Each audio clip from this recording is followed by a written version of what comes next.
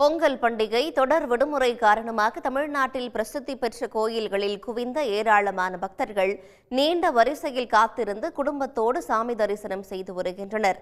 திருச்செந்தூர் முருகன் கோயிலில் அதிகாலை முதலே கடலில் நீராடி நாழிக்கிணற்றில் குளித்துவிட்டு நீண்ட வரிசையில் காத்திருந்து பக்தர்கள் சாமி தரிசனம் செய்தனர்.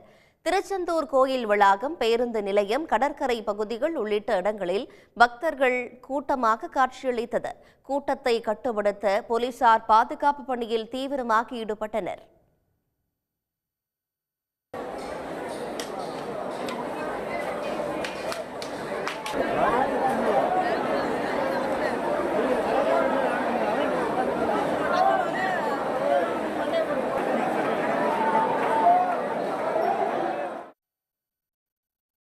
திருவண்ணாமலை அண்ணாமலையார் கோயிலில் 4 மணி நேரத்திற்கு மேலாக பக்தர்கள் வரிசையில் நின்று சாமி தரிசனம் செய்தனர்.